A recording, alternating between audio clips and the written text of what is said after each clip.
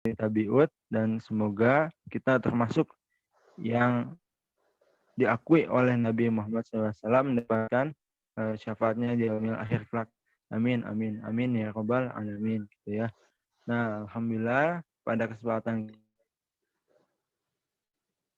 sejarah seperti biasanya kita berjumpa kembali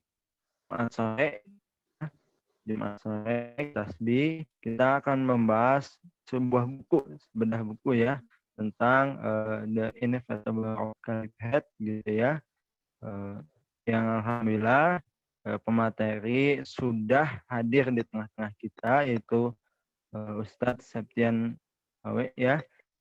Untuk itu kita sapa terlebih.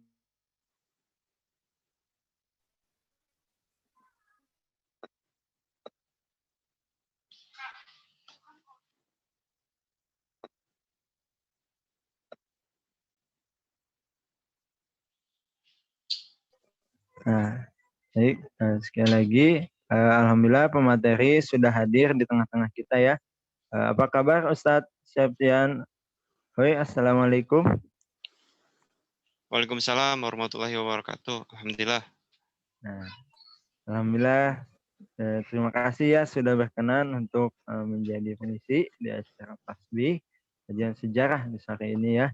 Mudah-mudahan apa yang kita terima, apa yang kita serap ilmunya dari pemateri hari ini, dia bisa menjadikan kita tak semangat lagi dalam mempelajari sejarah, khususnya sejarah Islam.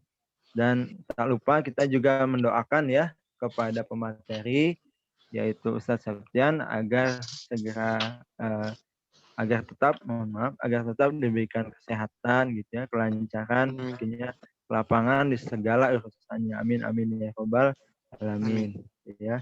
Baik, tidak berlama-lama gitu ya, alhamdulillah kita sudah masuk ya ke bab 2 nih di dalam buku bahasan The Inevitable Caliphate gitu ya. Dan kita akan membahas bab 2 di pertemuan kedua ini dari runutannya. Pertemuan kita akan membahas yaitu akhir sebuah era gitu ya. Khilafah antara penolakan, reformasi, dan kebangkitan. Nah, kami juga mengajak bagi yang sudah memiliki bukunya, silahkan untuk dipelajari ya, dan juga nanti diserap apa-apa yang disampaikan oleh pemateri, supaya nanti connecting informasi atau maklumat tentang sejarah, khususnya sejarah Islam ini bisa lebih mengena ya, terutama bagi yang sedang mendalami sejarah Islam, khususnya buku The Inevitable Caliphate. Baik, tidak berlama-lama, waktu dan tempat kami persilahkan kepada Ustaz Septian. Tafadhol. Ya, bismillahirrahmanirrahim. Assalamualaikum warahmatullahi wabarakatuh. Waalaikumsalam warahmatullahi wabarakatuh. Alhamdulillahilladzi fadala bani Adam bil ilmi wal amal ala jamil alam. Wassalatu ala nabiyina Muhammad sayyidil arabi wal azam wa ala alihi wa ashabihi nabiyil ulumi wal hikam. A'udzu billahi minasyaitonir rajim. Bismillahirrahmanirrahim. Ya ayyuhalladzina amanu taqullaha wal tanzur nafsum ma qaddamat lighad wattaqullaha innallaha khabirum bima ta'malun. Wa qala Rasulullah sallallahu alaihi wasallam takunu nubuwwatu fikum ma sya'al an takun thumma yarfa'uha idza sya'a yarfa'ha thumma takunu khilafatun 'ala minhajin nubuwah fatakunu ma sya'al an takun thumma yarfa'uha idza sya'a yarfa'ha thumma takunu mulkan 'adhan fayakunu ma sya'al an takun thumma yarfa'uha idza sya'a yarfa'ha thumma takunu mulkan jabariyan fatakunu ma sya'al an takun thumma yarfa'uha idza sya'a yarfa'ha thumma takunu khilafatan 'ala minhajin nubuwah thumma sakata. Rabbi sholli sadri wa yassir amri wahlul 'uqdatam min lisani yafqahu qawli. Rabbi zidni ilman warzuqni fahman bi rahmatika ya arhamar rahimin. Amin ya Allah ya rabbal alamin. Terima kasih kepada Kang Arif yang telah memberikan pengantar dalam pertemuan kita pada sore ini.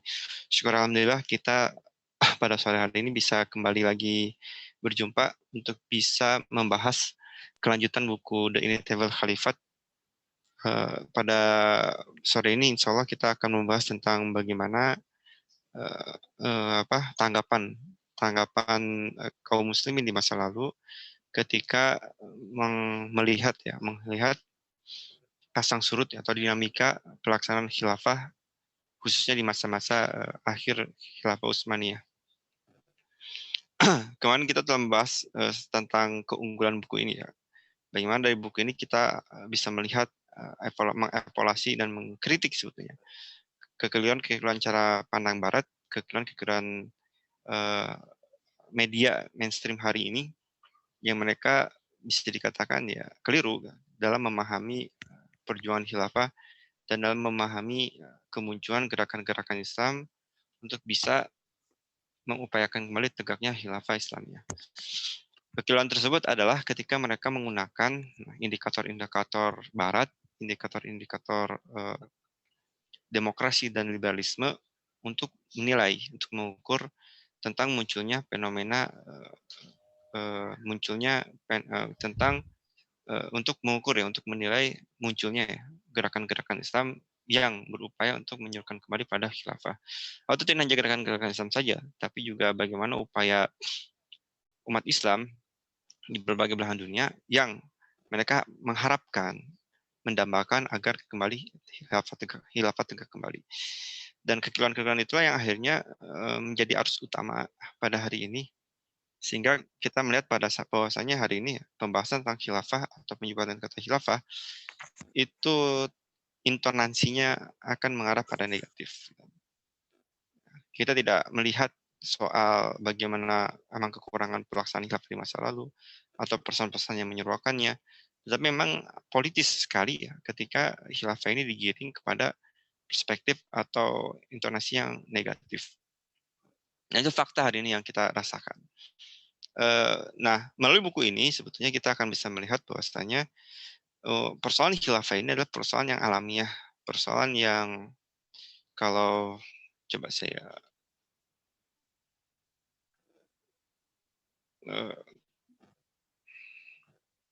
infografisnya terlalu nah, persoalan ini adalah persoalan yang alamiah. Gitu. Pankruus ingin mencoba menjelaskan tentang aspek nuansa Islam dalam politik ya, yang alami gitu kan, yang mereka memiliki ciri khasnya sendiri, dan juga bagaimana gitu kan perkembangan atau dinamika politik dalam Islam. Ini sesuatu yang pada dasarnya muncul dalam kajian keislaman, karakter dasar gitu kan. Ekspresi dari umat Islam yang emang tadi dalam Islam sendiri memang mengurus masalah politik. Maka karakter dasar ini yang akhirnya teraktualisasikan dalam amaliyah, dalam perbuatan, dalam ucapan, dalam gagasan, dalam tulisan yang berasal dari kaum muslimin. Maka ini sesuatu yang berasal dari tadi nilai keislaman yang muncul dari individu-individu ataupun masyarakat-masyarakat yang memang mengharapkan bisa mengimplementasikan Islam. Jadi ketika indikator ini menjadi indikator yang sahih dipahami oleh dunia hari ini, maka persoalan khilafah ini sudah sesuatu yang keliru kalau dianggap negatif, keliru juga kalau dianggap membahayakan dan lain sebagainya. Nah, jadi paling tidak khilafah itu bagi umat Islam alami, natural, dan sesuatu yang include dalam sejarah mereka.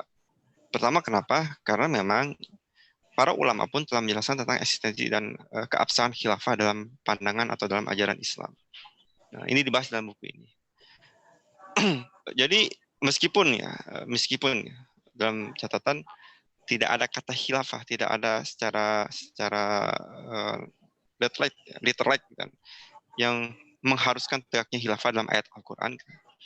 Tetapi kan itu tekstual banget, tidak begitu cara memahami Al-Quran.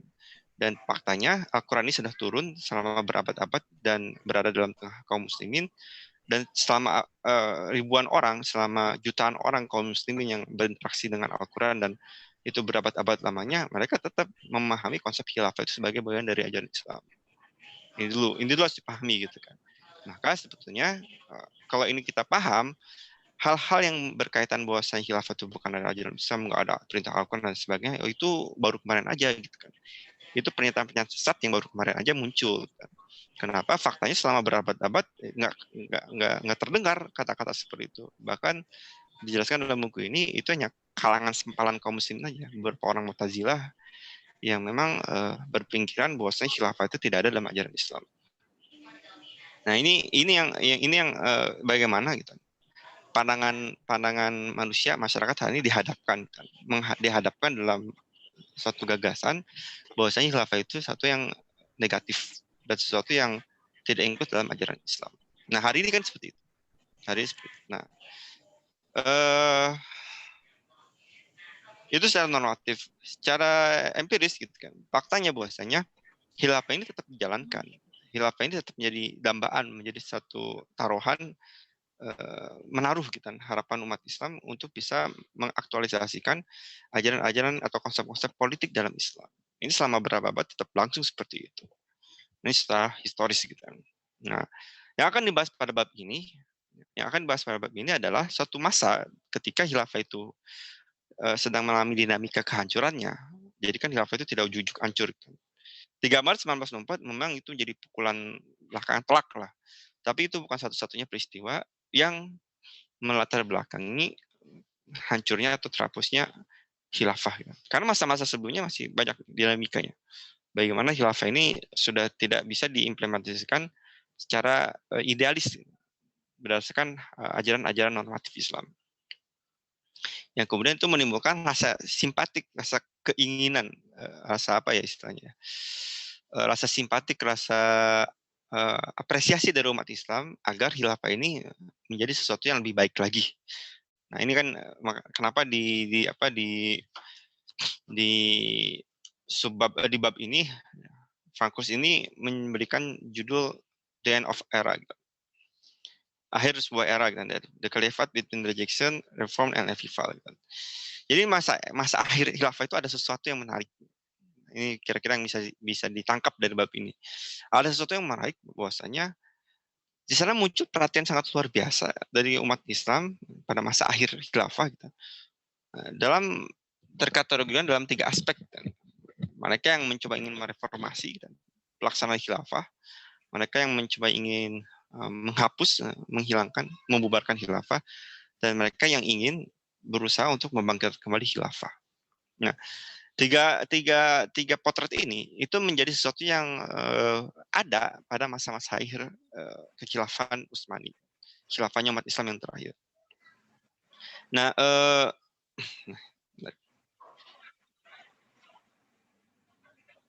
Nah, maka pada saat itulah ini menjadi informasi bagi umat Islam apa sih aspek natural, sesuatu yang memang include jadi bagian dari kehidupan umat Islam khilafah itu.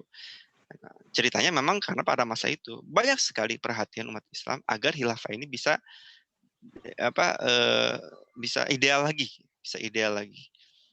Nanti muncul gagasan-gagasan seperti Rashid Ridho, kemudian Mustafa Sibai dan lain sebagainya, agar tadi bisa mereformasi khilafahan. Begitupun nanti gagasan dari Sultan Abdul Hamid II gitu kan, yang dia ingin mencoba khilafah itu kepada bentuk yang format yang ideal yang secara normatif itu bagian dari ajaran Islam, dijelaskan dalam konteks kitab-kitab ulama.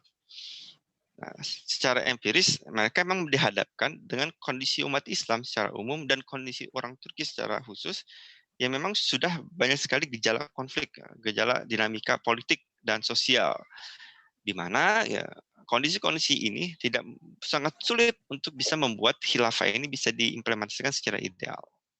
Apa sih gitu kan? Di dunia Islam, hampir seluruh dunia Islam pada masa itu sudah dikuasai atau menjadi bagian dari kekuasaan orang-orang kafir Eropa.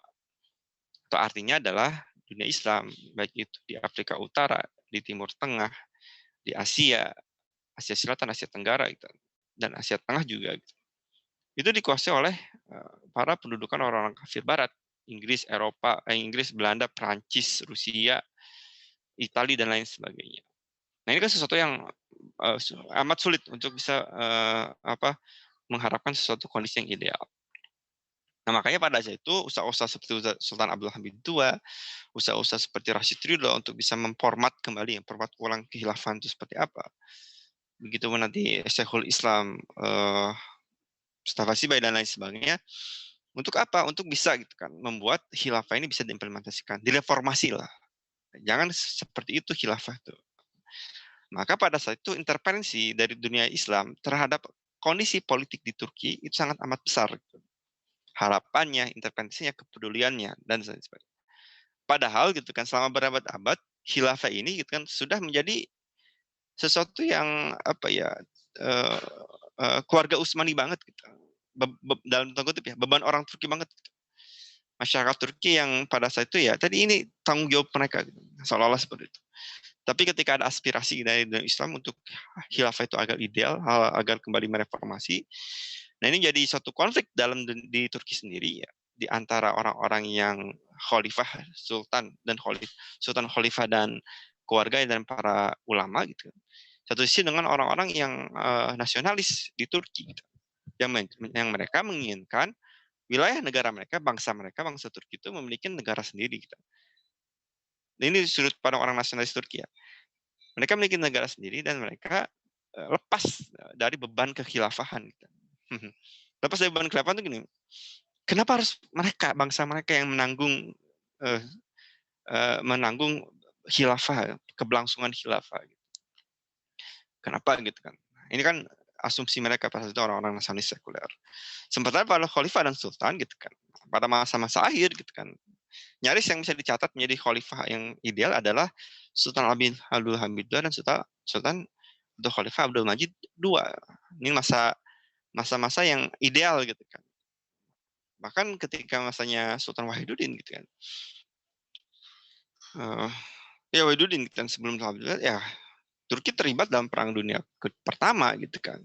Menjadi satu beban baru gitu kan. Nah, sehingga nanti kan ada keinginan untuk mereformasi dari dunia Islam, tapi tantangan dari orang-orang sekuler pun, baik yang ada di Turki maupun yang ada di dunia Islam lain, seperti Mesir dan lain sebagainya, sehingga membuat usaha untuk mereformasi khilafah itu ya tidak mudah. Gitu kan. Belum lagi itu kan tantangan internal. Tantangan eksternalnya adalah sudah semakin kuatnya negara-negara Eropa Barat, negara-negara Eropa atau negara Barat, ya, sudah semakin kuatnya, ya, termasuk Rusia. Gitu. Untuk apa? Untuk bisa menggoyangkan kekuasaan Utsmani. Baik itu yang ada di Asia, di Afrika Utara, bahkan di Istanbulnya sendiri. Semakin kuat. Nah ini sesuatu yang kondisi ini ya tidak terbayangkan gitu kan. Dulu umat Islam memiliki khalifah atau khilafah berabad-abad gitu kan. Ketika di masa-masa goyangnya, di masa hancurnya, di masa apa istilahnya? Jadi kalau kita baca sejarah khilafah ya, secara umum, secara global, kan khilafah itu tidak berjalan mulus terus. Ada konflik, ada dinamika dan lain sebagainya. Tetapi karena kondisinya gitu kan masih ideal dan mudah untuk bisa diterapkan, ya maka pada saat itu ya relatif mudah untuk bisa melakukan transisi dari khalifah yang satu ke khalifah berikutnya atau transisi dari bani dinasti satu ke dinasti yang lain. Relatif lebih mudah gitu, transisinya. Nah, pada awal abad reformasi memperbarui Utsmani ini agak tidak mudah gitu kan. Karena tantangan-tantangan yang ada, baik internal maupun eksternal. Nah, maka oleh karena itu akhirnya gitu kan, hal yang kemudian ini menjadi di ujung tanduk gitu kan. Istilah saya di ujung tanduk ya adalah akhirnya gitu kan, kekuasaan khalifah ini kemudian dipangkas gitu kan. Khalifah ini ya, makanya di ini kan nanti bisa teman-teman baca di bukunya dan nanti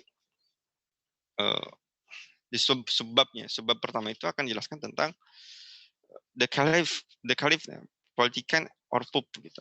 Pope. Jadi antara kekuasaan politik atau kepausan gitu kan.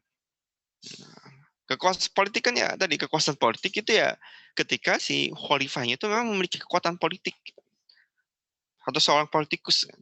Atau gitu kan. Dia sebagai paus gitu kan, kepausan. Kita lihat paus hari ini ya. Paus hari ini kan sebagai simbol agama saja. Yang dia nggak punya, yang dia menjadi simbol, menjadi rujukan spiritual yang nggak punya pengaruh secara politik.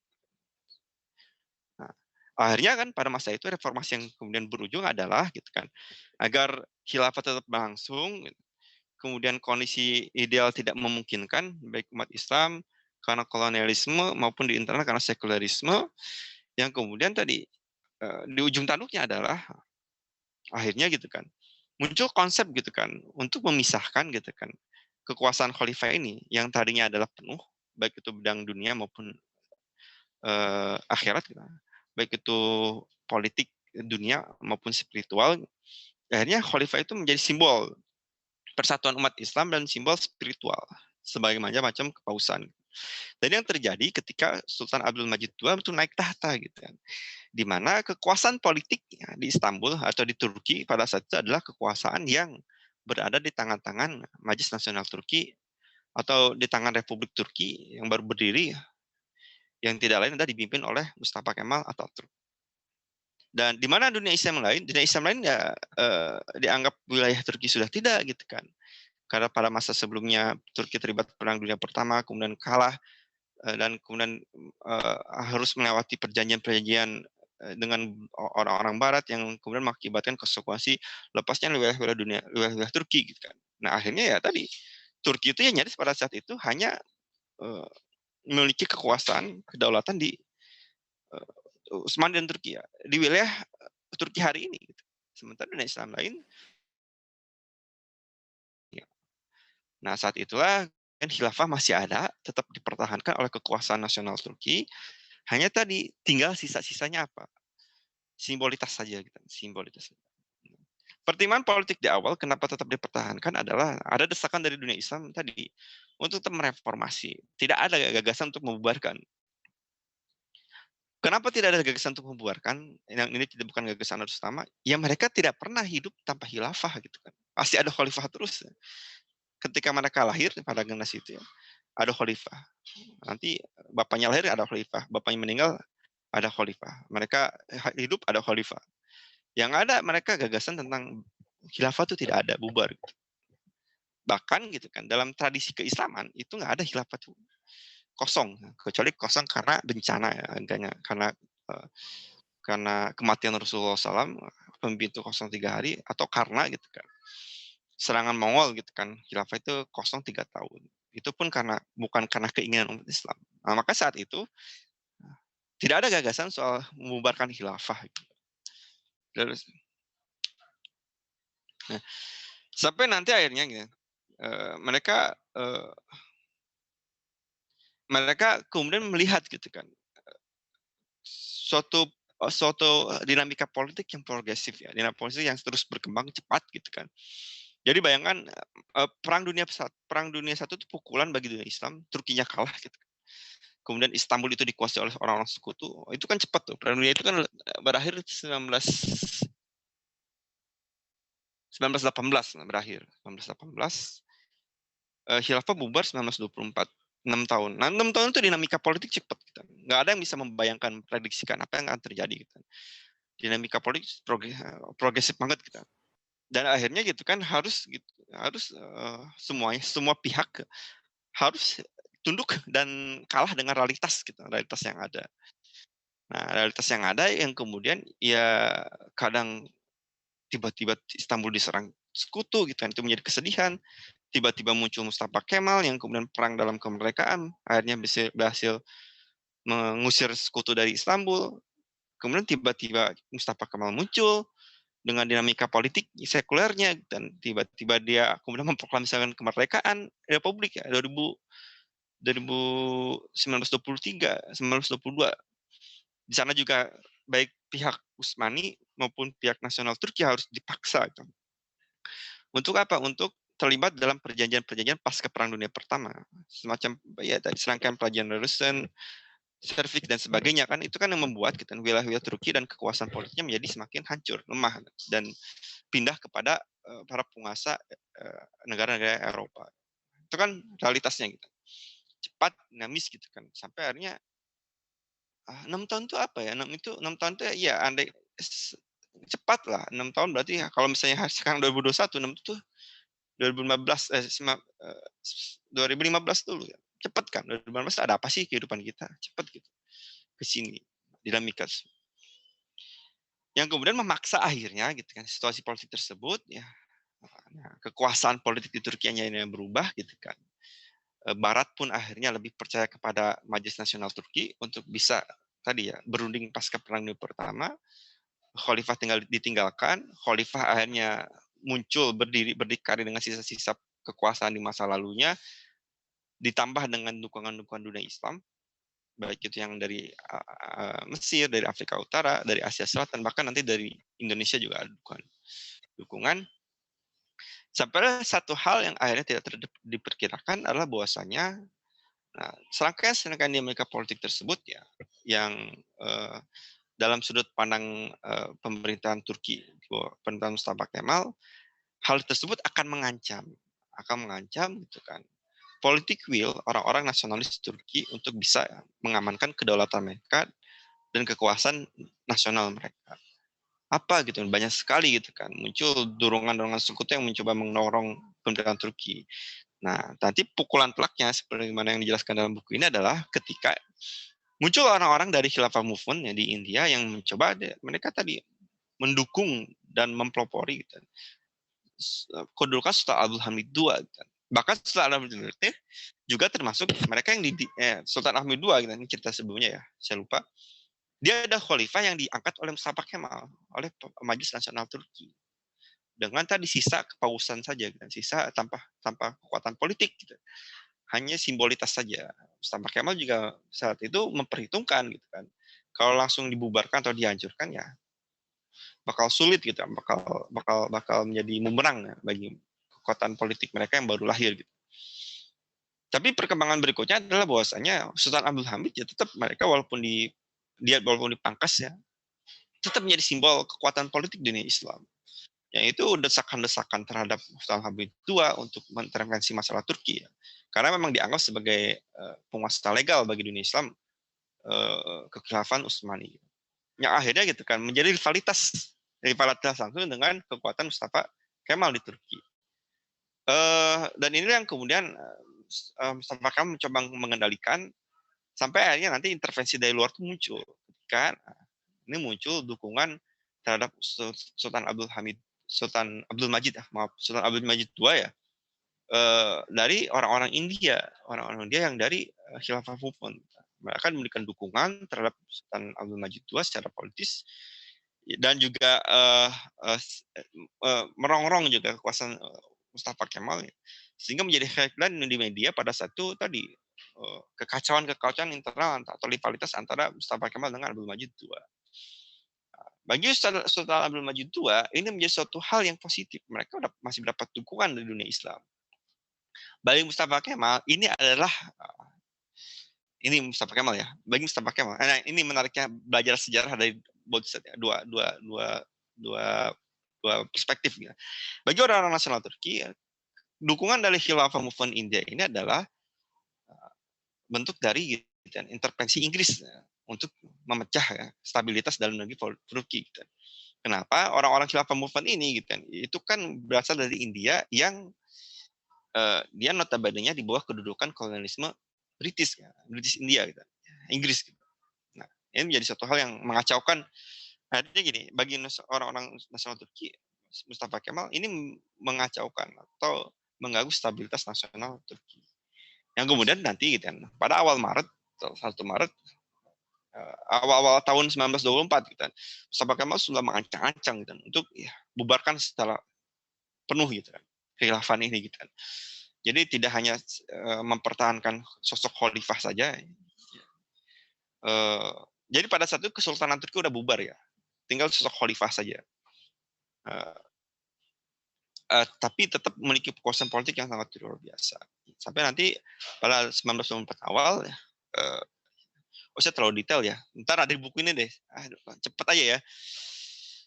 Mustafa Kemal mulai berpikir untuk membubarkan secara penuh kekhilafan itu.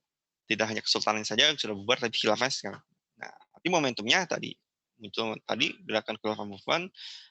Di tanggal 1 Maret akhirnya Mustafa Kemal mendorong kekuatan politik di Majelis Nasional Turki untuk memutuskan, untuk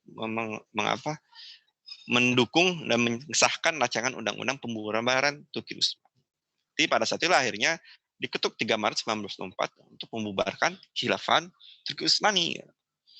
Yang kemudian dengan segala kesepakatan ya, khilafah dibubarkan, khalifah diasingkan, urusan agama jadi kementerian dalam negeri gitu kan. Pendidikan juga menjadi urusan dalam Kementerian Dalam Negeri gitu kan. Jadi tidak ada lagi unsur-unsur agama yang mendominasi politik nasional atau politik domestik bangsa Turki. Nah, saat itu akhirnya Mustafa Kemal membubarkan. Dalam sudut pandang dia, melepaskan beban Turki khilafah itu dari bangsa Turki. Supaya nanti nah itulah yang kemudian yang menjadi akhir sebuah imperium, dan kemudian memunculkan reaksi-reaksi dari dunia Islam akibat pembubaran tersebut. Nah, dunia Islam inilah yang nanti akan mengantarkan kita. Gitu. Jadi reformasi ada rejection, membubarkan, menghapuskan. Nanti kemudian ada pihak-pihak yang mencoba revival, membangkitkan kembali. Nah, ketika pembubaran itu terjadi, muncul reaksi dari dunia Islam untuk apa? Untuk membangkitkan.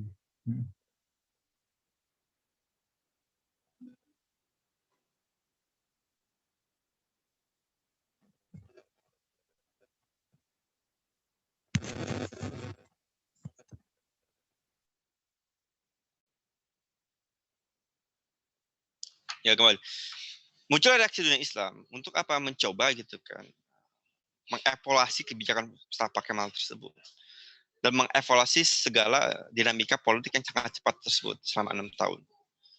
Kemudian juga muncul keinginan tadi untuk bisa memformulasikan kembali konsep kekhilafahan dalam konteks zaman saat itu yang sangat serba tidak ideal. Nah, akhirnya tadi muncul untuk berusaha untuk mendekatkan kembali kekhilafahan. Nah, itu yang menjadi gitu yang sorot dalam bab ini kan, ketika gitu kan hal tersebut ya, dinamika tersebut memunculkan respon dari dunia Islam, baik itu dari kalangan politisi maupun dari kalangan para ulama. Singkatnya adalah setahun setelah peristiwa tersebut tiba-tiba gitu kan. Ini setahun tersebut kan saya urutin dulu ya. Setelah peristiwa tersebut nanti muncul khilafah boneka di Hijaz pada April 1924, di mana Syarif Hussein ini mencoba mendeklarasikan sebagai khalifah. Itu gagal, tidak didukung. Kemudian nanti muncul bulan Maret, tanggal 25 Maret 1924, pertemuan ulama Al-Azhar untuk bisa apa? Mengkonsepkan kembali khilafah. Menjelaskan, memetakan kembali apa sih yang terjadi pada masa itu. Sebenarnya situasi politik saat itu apa dan kenapa bisa terjadi seperti itu. Sampai nanti muncul keputusan-keputusan, diantaranya adalah Sultan Abdul Majid II itu ya tidak sah sebagai khalifah karena kekuasaannya sepotong, gitu. Hanya menjadi khalifah, tidak menjadi sultan. Gitu. Kemudian muncul penjelasan dari ulama Al-Azhar pada saat itu berdasarkan kitab-kitab pendapat para ulama yang mengatakan bahwasanya khilafah itu bagian dari ajaran Islam dan harus bisa ada lagi.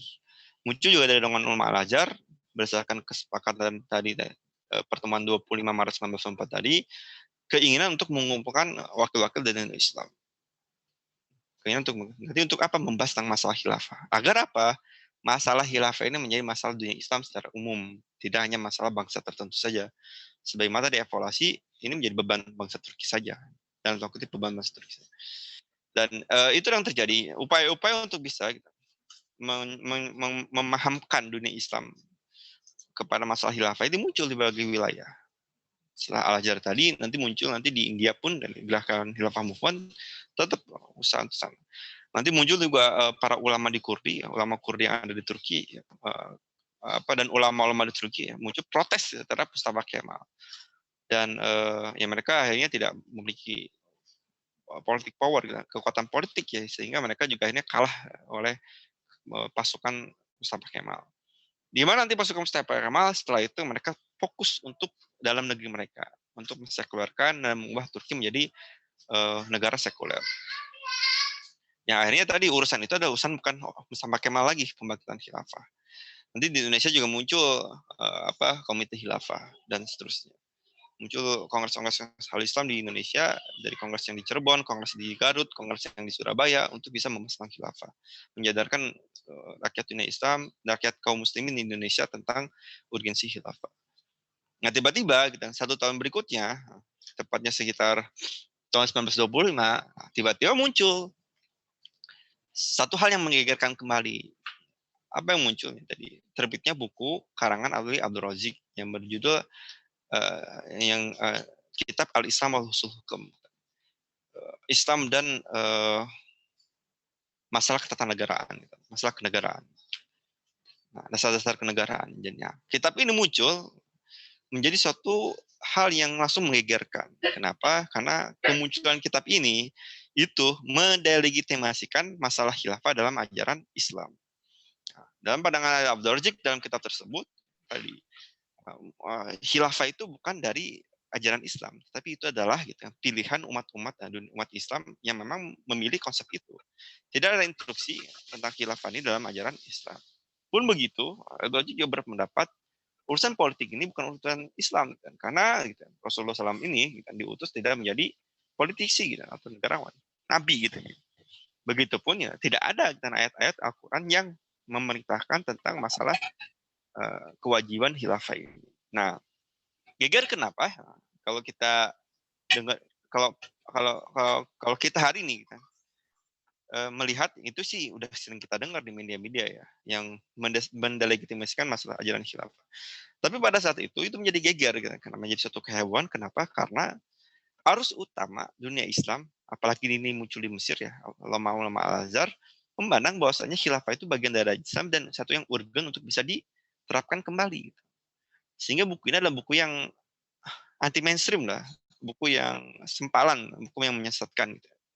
Buku yang menghebohkan karena emang nyeleneh gitu kan. Sesuatu yang umat Islam tuh paham khilafah itu kewajiban Islam gitu. Umat Islam paham bahwasanya harus ada khilafah kembali gitu. Selepas Utsman itu dibubarkan.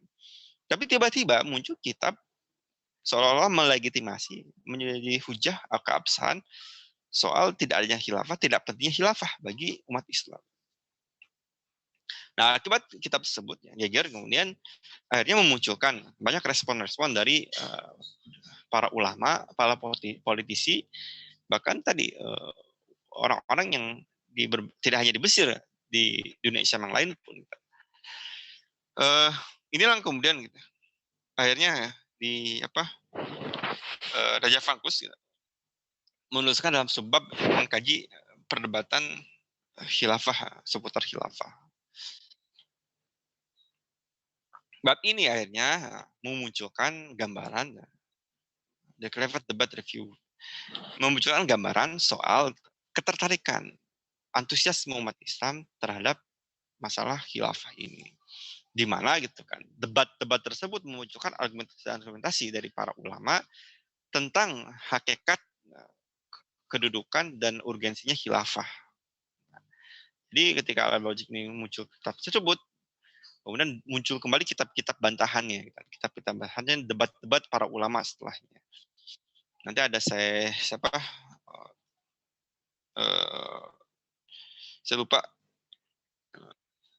Syekhul Islam, bukan Syekhul Islam, muftinya Mesir kan, saya lupa saya. Dan yang saya paling ingat adalah nanti muncul respon dari sosok ulama Al-Azhar langsung, entah itu Grand Syekh-nya maupun nanti ulama yang saya ingat adalah dari sosok dari Syekh Muhammad Ali Al-Qidul Husain. Nah, di perdebatan ini muncul ya tadi bantahan-bantahan terus yang akhirnya menjelaskan, seperti misalnya Syekh Al-Qidul Husain ini menjelaskan soal bantahan terhadap atau kesesatan kitab Ali Abdul Razik Al-Islam wal-Usul Hukum. Syekh Al-Qidul Husain kemudian menulis kitab Laqdun Al-Islam wal-Usul Hukum, bantahan kitab Al-Islam wal-Usul Hukum. Yang jadi bantahan-bantahannya diantaranya adalah seperti dijelaskan dalam buku Fangkus, Ali Abdul Razik gagal dalam memahami ya, persoalan politik dan kenegaraan secara filosofis. Gitu kan. Dia gagal gitu kan.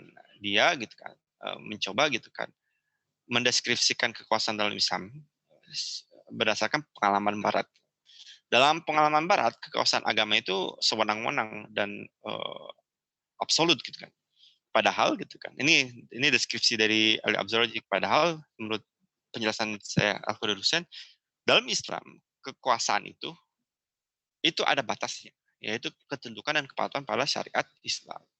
Maka penguasa itu bisa dilengsarkan, penguasa itu bisa dievaluasi ketika melenceng dari syariat Islam. Nah ini Ali Abdul Razik gagal. Ali Abdul juga gagal dalam memahami masalah usul fikih gitu. Secara tekstual gitu kan, memang gitu kan, tidak ada perintah langsung dalam ayat Al-Quran untuk berkhilafah atau mendirikan khilafah. Tapi itu tidak menjadi arti bahwasanya khilafah itu bukan dari ajaran Islam atau perintah agama gitu kan. Kenapa? Karena gitu kan, ada nih saya akan terusin kemudian mengungkapkan masalah usul fikih gitu kan. Harusnya ya tadi, dan untuk menarik kesimpulan hukum, itu bukan berarti ada tidak adanya dalam teks Al-Quran gitu. Tetapi bagaimana nanti melihat penjelasan hadis dan bagaimana nanti melihat penjelasan ijma sahabat. Yang kedua penjelasan ini singkatnya adalah mengarah pada kesimpulan khilafah itu tuntunan dalam ajaran Islam yang harus dijalankan oleh umat Islam. Dan kemudian Al-Qadar Hussein juga kecewa. Al-Qadar Hussein sebenarnya sahabatnya Ali Abdul Razik gitu kan. Dan Al-Qadar Hussein ini menolak, membantah bukan karena sentimen pribadi gitu kan. Bahkan Al-Qadar Hussein ini dekat dengan pemilihnya Ali Abdul Razik gitu kan. Nolak karena apa? Gagasan-gagasan yang aneh. Sosok Ali Abdul Razik yang ulama gitu kan, dan dianggap sebagai dosen atau kodi gitu. Itu bisa berpikir yang nggak ngerti usul fikih, nggak ngerti bahasa, gitu, nggak ngerti soal filsafat negara dan lain sebagainya.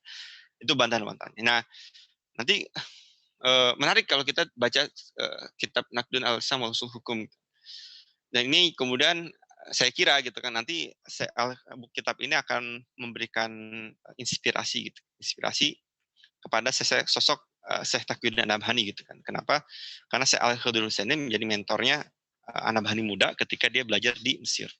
Jadi An-Nabhani itu muncul ya, datang ke Mesir untuk belajar ke Al-Azhar dalam kondisi gitu kan, terjadi perdebatan antara kubu Ali Abdul Razik, Ali Abdul Razik nanti ada Ali Abdul Razik sendiri, nanti dibantu oleh Taha Hussein, nanti melawan kubu Al-Azhar gitu kan. Nah, perdebatan-perdebatan ini yang dinikmati dan disimak oleh sosok An-Nabhani muda ketika dia belajar ke Al-Azhar. Nah, ini akan mempengaruhi nanti gagasan-gagasan An-Nabhani tentang kekhilafahan.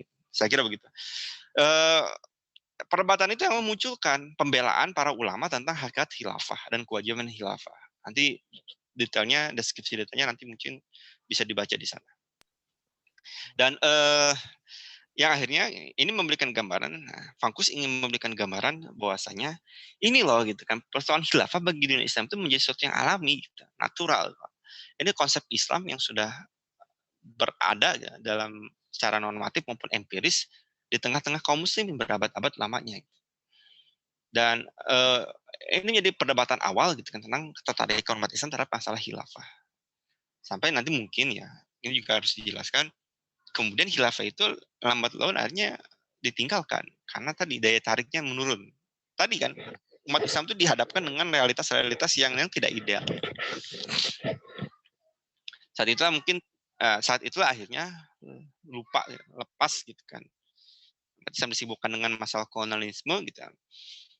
Ya pada generasi itulah akhirnya setelah itu muncul generasi yang dia lupa terhadap khilafah gitu. Generasi berikutnya lupa terhadap khilafah, generasi berikutnya lupa terhadap khilafah. Sampai nanti mungkin generasi kita hari ini adalah generasi yang khilafah itu booming kembali. Dan sampai nanti pada generasi kita lah akhirnya apa itu khilafah? Emang ada khilafah dalam Islam? Nah, ini kan muncul dalam kehidupan kita hari ini kan.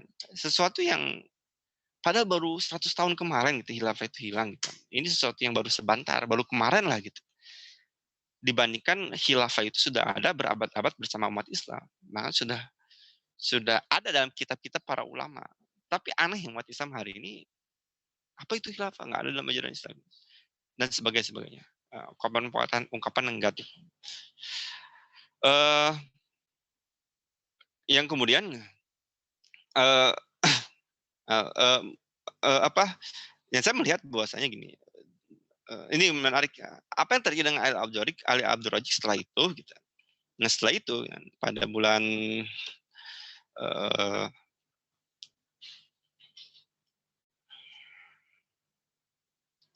pada bulan Agustus ya, Ali Abdul Razik kemudian disidang oleh para ulama Al-Azhar. Disidang dan dituntut gitu, karena kehebohannya dan kesesatannya.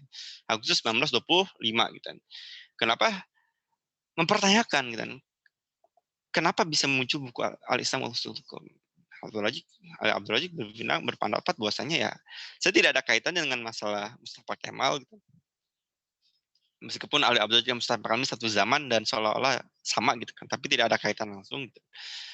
Dan Ali Abdul Razik ini berpendapat bahwasanya tadi kita harus intinya adalah mereformasi pemahaman konsep politik dalam Islam. Tapi ya, banyak sekali menyalahi gitu kan konsep-konsep kebakuan atau apa yang sudah tercantum dalam kitab-kitab para ulama, kitab Syiasat Islamiyah.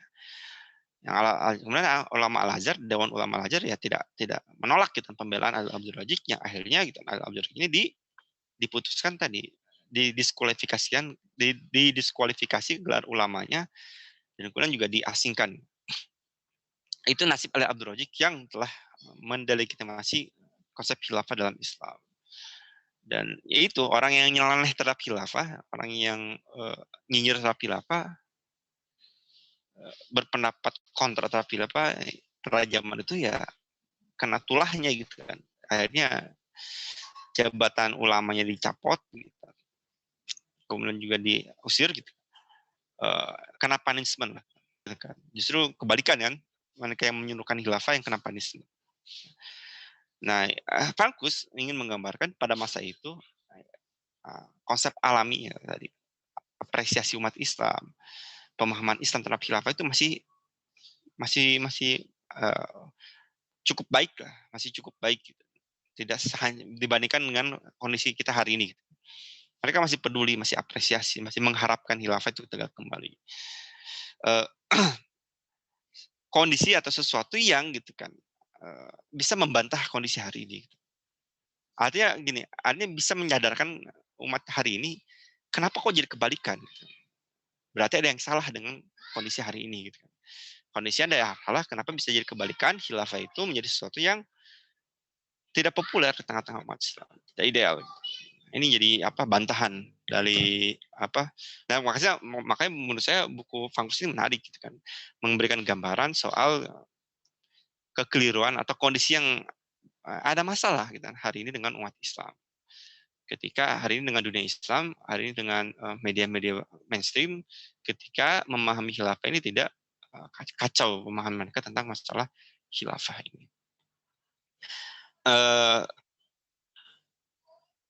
Bagaimana cara kita membaca bab ini gitu? Nah, barangkali itu yang bisa saya kasih clue-nya gitu kan. Untuk nanti para hadirin semua baca langsung lebih detail gitu kan. Karena membaca langsung itu lebih menarik gitu. Apalagi membaca langsung yang versi Inggrisnya. Kalau saya sering mengenai penyampaian seperti ini, makanya penting untuk baca buku. Ini kan pemahaman saya terhadap buku ini ya, yang saya serap, yang saya baca, yang saya edit juga, kemudian saya serap, kemudian saya utarakan. Paling hanya mungkin sekitar 40% isi buku itu yang saya ungkapkan. Itu pun kalau saya tidak juga terdistorsi. Gitu. Nanti gitu kan, kalian hadirin juga mendengarkan, barangkali ada yang sedang ngantuk, ada yang tidak fokus dan lain sebagainya. Itu juga akhirnya yang 40% itu terserap 20%. Dan akhirnya dapat apa dong? Dapat berkah pengajian aja lah gitu. Nah, kembali lagi agar pemahaman kita terhadap persoalan ini menjadi semakin kuat gitu kan. Kembali ke 100% atau minimal 80% paham, silakan baca lagi bukunya. Nah, barangkali itu semacam clue atau tools-toolsnya, kisi-kisinya untuk bisa mudah memahami bab tentang the end of era ini. Jadi akhir sebuah era ini. Pas jam 5, Kang Arif, saya cukupkan. Nanti barangkali akan kita disambung dengan sesi tanya jawab atau diskusi untuk bisa memperjelas lagi pembahasan kita pada sore hari ini. Ya, baik. Alhamdulillah.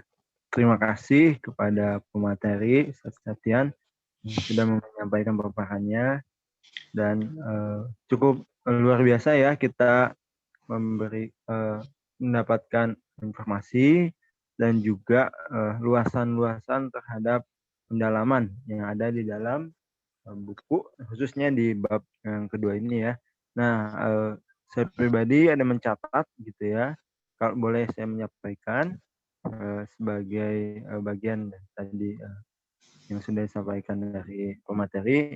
Pertama mungkin adanya pengaruh eksternal ya, yang dari peradaban Barat yang juga menjadi salah satu gitu titik lemah dari khilafah Turki Utsmani sendiri.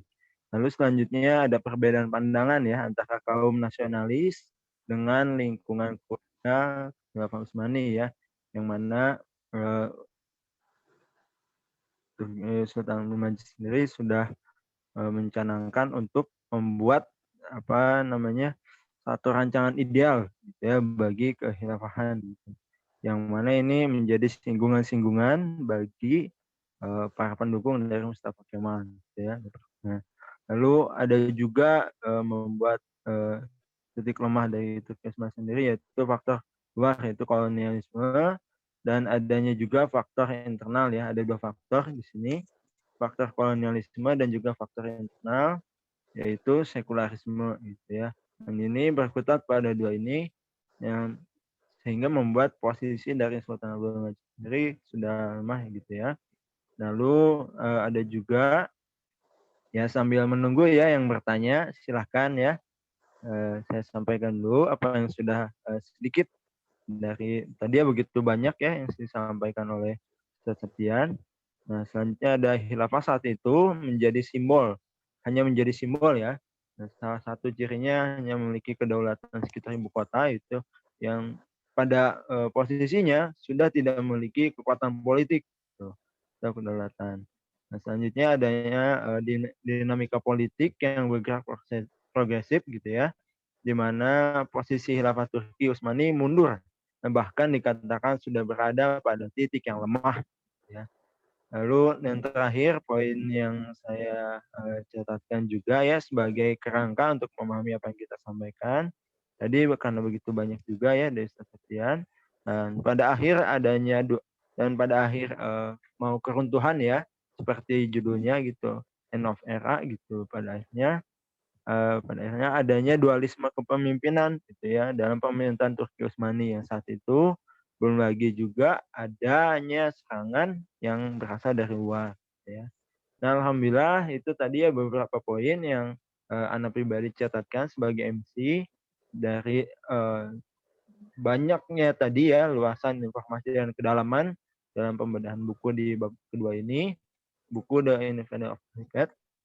Mudah-mudahan membawa kita pada satu titik di mana kita bertanya gitu ya, dan menanyakan apa-apa saja nih yang ada di dalam diri kita gitu ya. Nah, baik, alhamdulillah sudah ada yang menanyakan ya di Zoom. Mudah-mudahan nanti ada juga peserta tasbih yang menanyakan di YouTube gitu ya. Nah, yang pertama, Waalaikumsalam warahmatullahi wabarakatuh. Ada pertanyaan dari peserta yang ada di Zoom. Ustadz Afwan, Ana izin bertanya gitu. Dalam judul bab 2 ini ada istilah reformasi gitu ya. Mohon dijelaskan kembali maksud dalam upaya reformasi di sini. Syukron jazakallahu khair. Nah, kepada pemateri Ustadz Septian, monggo dijawab.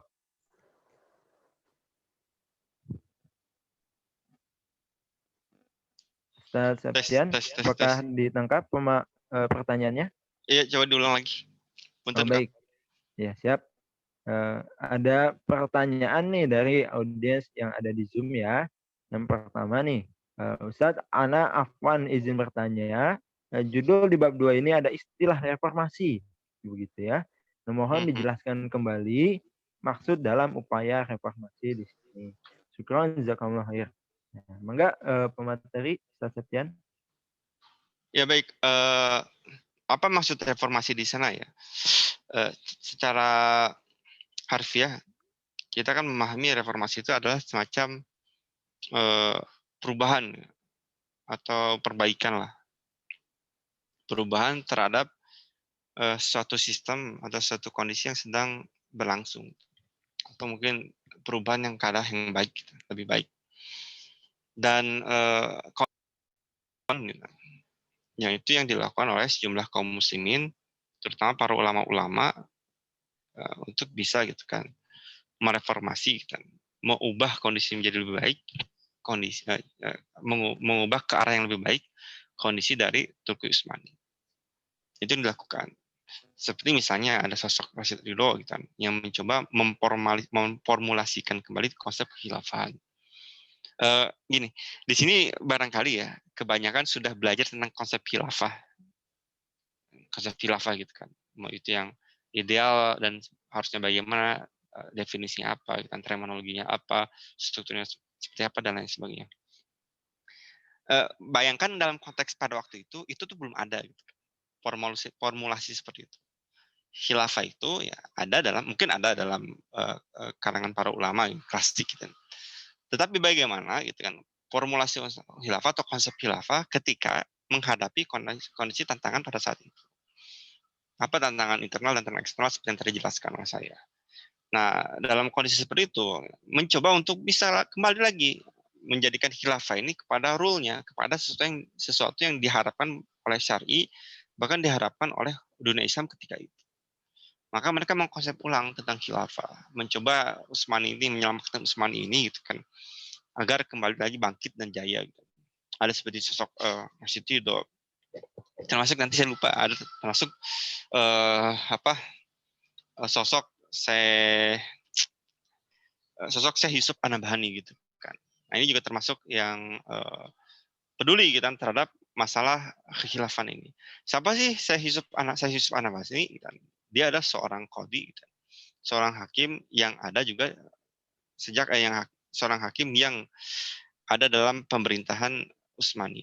Beliau juga seorang ulama yang dikenal alim dan juhud, termasuk juga ulama hukum syariah dan ulama tasawuf gitu kan, yang sangat menguasai ilmu agama. Gitu. Beliau juga adalah sosok dari pembela dari Khilafah Utsmani, sahabat karibnya Syekh Al-Khidr Husain, dan tentu yang kita tahu adalah sosok Syekh Yusuf An-Nabhani adalah kakek dari Syekh Taqiyuddin An-Nabhani. Nah, beliau ini termasuk orang yang mencoba gitu kan mempertahankan kekhilafan Utsmani ketika itu. Mencoba untuk tadi agar Utsmani ini itu menjadi khilafah yang tetap ada gitu, eksis dalam kehidupan umat Islam ketika itu. Dan Syekh Yusuf An-Nabhani juga termasuk orang yang membela agar dari hal-hal yang mencoba ya mendelegitimasikan kekhilafahan, baik itu dari kalangan sekuler, liberal maupun kalangan Khawarij gitu. Termasuk nanti orang-orangan dari orang-orang Wahabi gitu kan. Nah, mereka ini kan orang yang pihak juga yang mencoba mendelegitimasikan keabsahan khilafan Utsmani. Nah, orang-orang Wahabi ini yang dari Najd ya,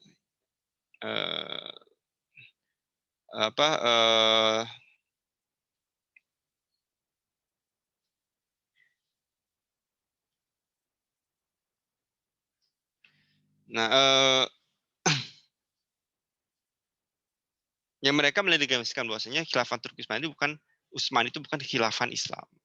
Kenapa? Karena pertama bukan Quraisy, kedua bukan karena mereka adalah kalangan-kalangan yang jauh dari sunnah dan lain sebagainya, kalangan tarekat dan lain sebagainya. Ini kan sosok-sosok yang pada saat itu juga mengkerdilkan Utsmani. Nah, orang-orang ini ya yang mencoba tadi ketika khilafah Utsmani masih ada dengan segala kekacauan pada saat itu, baik internal maupun eksternal, mereka berusaha untuk mempertahankan khilafah, mencoba untuk memberikan lagi men-set up ulang kekhilafahan agar ya, berada dalam bentuk yang ideal dan mampu memberikan harapan-harapan, menjawab harapan-harapan atau keinginan dari umat Islam maupun tadi sesuatu yang harus sesuai dengan landasan syariat. Baik Kang Arif, kira-kira begitu.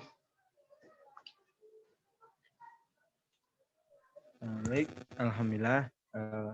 Ini jadi ada kan nggak ya? Atau misalkan maksud saya begini, setelah ditanyakan ada tanggapan lagi dari yang penanya, Tiki taka. Ya silakan.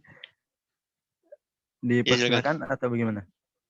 Nah, Eh, kepada pertanyaan yang bertanya pertama, diperbolehkan atau dipersilahkan bila mana ada tanggapan lain.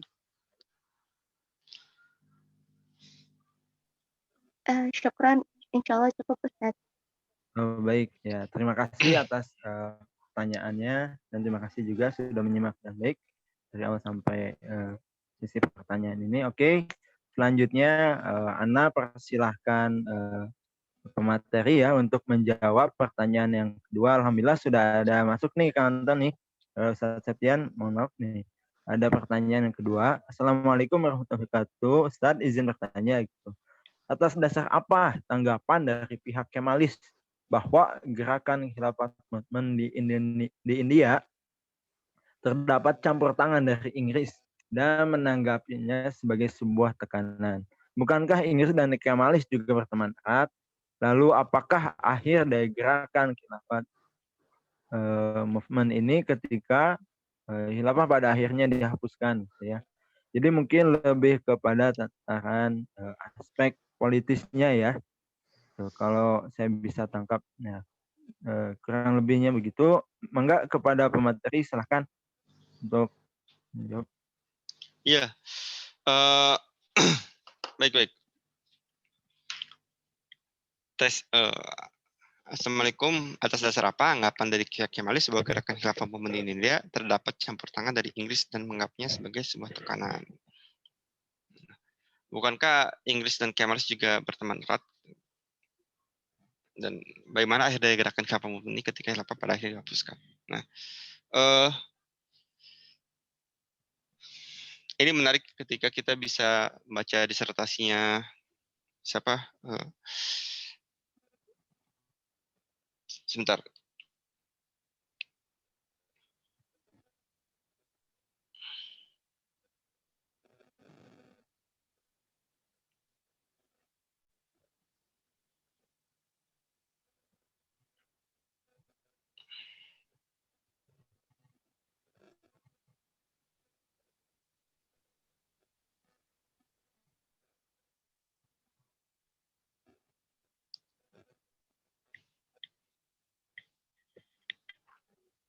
Nah, soal khilafah movement ini satu hal yang menarik dan khilafah movement ini ini didirikan karena emang keinginan untuk bisa mereformasi tadi kan bahasa tadi mereformasi atau menyelamatkan khilafah Turki Utsmani kan, terutama pasca Perang Dunia Pertama ya, kekalahan tadi.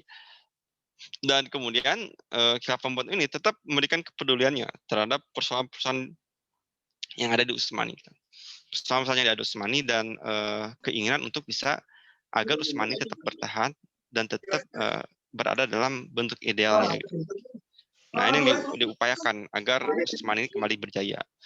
Tapi persoalannya pada saat itu di Turkinya sendiri itu terjadi dinamika politik yang sangat hebat, gitu kan, di mana terjadi persaingan antara pihak Khulafah dengan pihak Republik Turki di bawah pimpinan Mustafa Kemal.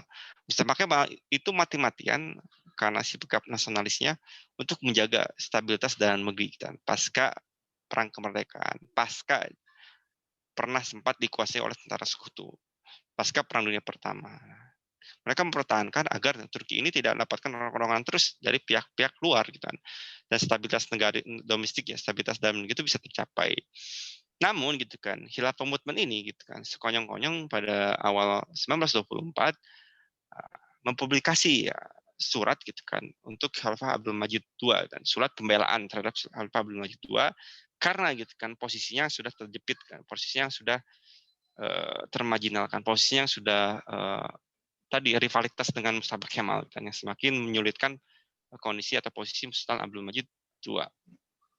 Yang ini gitu kan akhirnya menciptakan kehebohan gitu, ketika surat ini muncul di surat kabar, surat dari untuk Abdul Majid II ini muncul di koran-koran Turki, ini memunculkan kehebohan, memunculkan distabilitas politik dalam negeri yang dalam kacamata Mustafa Kemal ini akan mengganggu gitu kan, politik mereka, dan juga bisa berpotensi gitu kan menciptakan kechaosan lagi sebagaimana pada masa-masa sebelumnya. Dan ini yang akhirnya menjadi alasan gitu kan. Nah, alasan agar kemudian muncul apa gitu kan, legitimasi dari Mustafa Kemal untuk membubarkan khilafan. Nah, eh nah ini menarik soal Inggris gitu kan. Soal Inggris gitu kan. Ada bukunya si Oliver D gitu kan. Oliver D yang berjudul apa ya, lupa judulnya.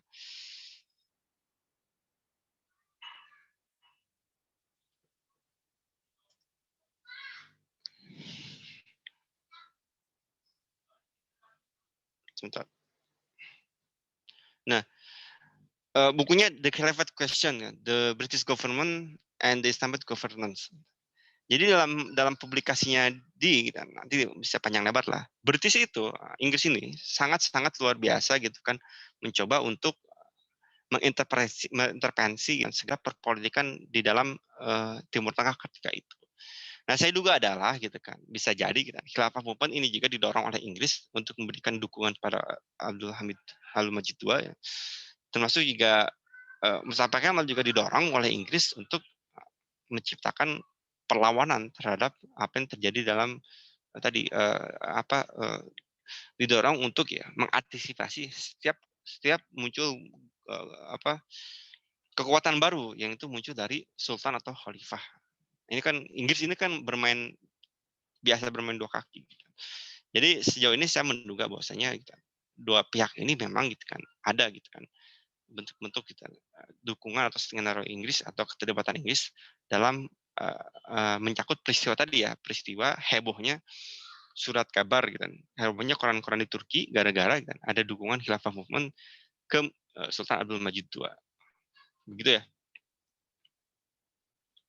Nah, apakah mereka mendukung dan sebagainya gitu kan Inggris? Mustafa Kemal sendiri gitu kan saat itu terlepas ada dan di belakang ya, mereka juga sangat antisipasi terhadap segala intervensi gitu kan dari negara-negara Barat terhadap masalah Turki. Jadi kalau ditanya apakah saat itu Mustafa Kemal itu juga bagian dari Inggris kan, jajahan Inggris dan sebagainya. Nah, saya kira adalah dia juga tidak sadar gitu kan bahwasanya ada permainan Inggris di sana. Nanti menarik kalau kita lebih detail membahas tentang bagaimana gitu, kekuatan Inggris, kekuatan intelijennya dalam merekayasa segala bentuk dinamika politik pada masa itu di Timur Tengah. Walau misal, itu Kang Arif dari saya. Baik. Nah, alhamdulillah tadi ya sudah dijelaskan oleh pemateri. Kepada penanya dipersilahkan apabila ada yang ingin diperjelas atau ingin ditanyakan kembali, silakan. Ya, Afwan Ustaz, jadi berarti bisa disimpulkan juga bahwa gerakan Khilafat Movement ini sepenuhnya tidak murni untuk mendukung Sultan Abdul Majid II ya ketika itu gitu ya. Maksudnya timbulnya gerakan Khilafat Movement ini juga ada motif lain gitu ya, mungkin ya bisa dikatakan apakah seperti itu gitu kan. Kalau melihat di sini kan yang jadi menarik itu kok sampai bisa Inggris itu ikut menerbitkan di surat kabarnya gitu kan, otomatis kan ya kita sama-sama tahu lah gitu ya, bagi penjajah kafir ini kan kalau tidak ada kepentingan atau keuntungan tertentu kan dia tidak akan mengambil langkah seperti itu gitu maksudnya. Berarti bisa dikatakan bahwa gerakan khilafah movement itu sendiri juga tidak murni ya mendukung Sultan Abdul Majid. Maksudnya dia juga membawa motif muatan tersendiri gitu kan. Apakah mungkin nanti bisa dikatakan bahwa dia juga semacam, ini kan munculnya di India ya, kalau nggak salah ini Agah kan ya, kalau nggak salah ya, kalau saya nggak salah baca gitu ya. Apakah ini juga sebagai apa ya, wujud kayak mencari perhatian gitu ya, maksudnya dengan kondisi Sultan Abdul Majid II ini yang sudah lemah gitu kan, dia mencoba mensupport dan akhirnya nanti mungkin bisa melirik membuat kaum muslim itu melirik kepada gerakan khilafah movement ini dan kemudian mempercayakan pada akhirnya keberlangsungan khilafah itu kepada gerakan khilafah movement itu sendiri. Apakah seperti itu? Start Afwan. Jazakumullah khair. Ya. Nampaknya ada udang di balik batu ini pemateri ini Ustaz ya. Nah, bagaimana kepada pemateri silahkan untuk menjawab.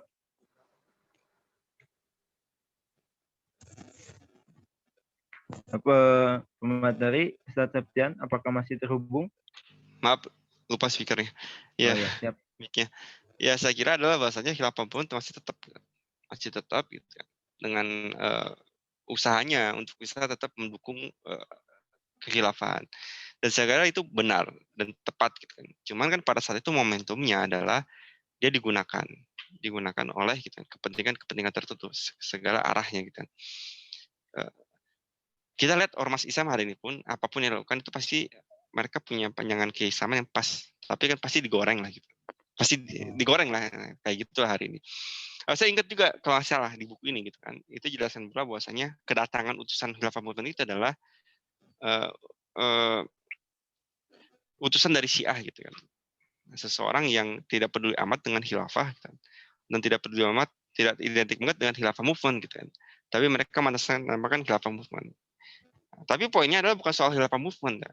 Poinnya adalah ada dukungan dari sosok orang ini gitu kan terhadap Sultan Abdul Majid II, yang itu dukungan tersebut yang kemudian ini apakah ada rekayasa, apakah ada grand strategi dan sebagainya, dukungan tersebut kemudian dimuat dalam koran-koran Turki yang itu menjadi kehebohan pada masa itu, yang kehebohan tersebut menjadi legitimasi oleh Mustafa Kemal untuk melakukan langkah-langkah politik selanjutnya. Apabila langkah politik selanjutnya tadi untuk mematikan, memukul telak kekuasaan dari Sultan Abdul Majid II dengan cara apa? Menghapuskan sistem kekhilafahan secara total. Itu paling poin intinya adalah menurut saya. Detailnya silakan dibaca lagi di bukunya. Baik ya, alhamdulillah tadi sudah terjawab dan juga sudah ada feedback atau tanggapan dari yang bertanya gitu ya. Nah, mungkin masih ada waktu ya, sekitar satu pertanyaan lagi boleh Ustaz ya? Sean. Nah, kalau ada yang mau bertanya lagi, dipersilahkan ini ya sambil kita menunggu. Nah, ini belum masuk lagi, baik. Saya coba wakili saja mungkin ya. Nah, tadi ya mungkin saya sebagai MC juga sudah mencatatkan. Nah, ada yang ingin menanyakan mungkin ya, atau mungkin nanti di lain kesempatan aja kali ya. Sekarang sebenarnya sudah mau maghrib nih kayaknya.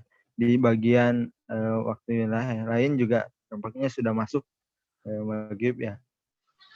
Oke, kalau gitu seperti biasa ya, kita pada akhir sesi mohon kepada pemateri untuk memberikan kesimpulan gitu ya pada kesempatan kali ini. Ya, kesimpulan saya adalah hikmah dari pembahasan kita pada bab ini, kita akan menjadi muslim yang terkurung dalam kontestasi wacana hari ini, yang itu entah aktornya siapa saja, yang jelas tidak memihak pada Islam, sehingga menjauhkan atau mengaburkan pemahaman kita tentang khilafah, tentang peradaban Islam, dan tentang antusiasme umat Islam terhadap khilafah. Oleh karena itu, untuk keluar dari keterkurungan tersebut, apa sih yang maksud keterkurungan? Coba lihat, kita buka mata hari ini di media-media, ucapan-ucapan elit politik, seolah-olah khilafah itu nggak ada artinya. Sesuatu yang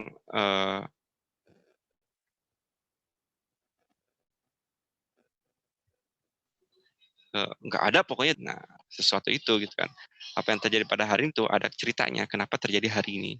Dan ternyata umat Islam di masa lalu tidak sesuram hari ini, terutama khususnya dalam berkaitan dengan masalah khilafah gitu kan. Tidak sesuram gitu. Dulu juga antusias, mencoba berusaha untuk memperjuangkan, bahkan sebelum khilafah hancur banyak yang peduli, termasuk nanti ulama-ulama dari Indonesia juga peduli terhadap keberlangsungan khilafah ini. Nah, pola seperti itu, membaca sejarah itu penting. Sama hari ini umat Islam seolah-olah jadi entitas atau pihak atau komunitas global yang nggak ada artinya, gitu. Darahnya murah gitu kan, kemiskinan, ke, ke kemiskinan, kezoliman, kriminalitas itu identik dengan umat Islam. Kalau kita mau baca sejarah, itu tuh nggak umat Islam banget. Ternyata di masa lalu umat Islam itu besar, punya peradaban yang hebat, punya peradaban yang sangat agung. Kenapa bisa jadi kayak gini? Itulah pentingnya untuk kita memahami atau belajar tentang sejarah. Dan tentunya untuk Stay kita tune ya, tetap di channel Tasbih bisa sore ini ya. melihat bahwasanya di masa lalu itu kita memiliki sesuatu yang besar. Satu besar yang kita boleh hari ini ya kayak gini sih hidupnya, tapi kita di masa lalu punya sesuatu yang besar. Yang itu bisa sebetulnya bisa untuk diulang lagi. Kenapa? Kita manusia, masa lalu juga manusia, di masa lalu punya panduan yang sama dan kita itu Al-Quran, sama-sama Al-Quran. Walam bisawab, itu paling dari saya Kang Arif, saya kembalikan ke antum. Allahumma fiq ila ma fiq. Assalamualaikum warahmatullahi wabarakatuh. Waalaikumsalam warahmatullahi wabarakatuh. Baik, alhamdulillah jazakallahu khairan. Baik kepada pemateri maupun audiens, dan kami dari mengucapkan terima kasih banyak ya atas partisipasi, dukungan serta hadirannya bagi seluruh yang terlibat dalam tasbih pada kesempatan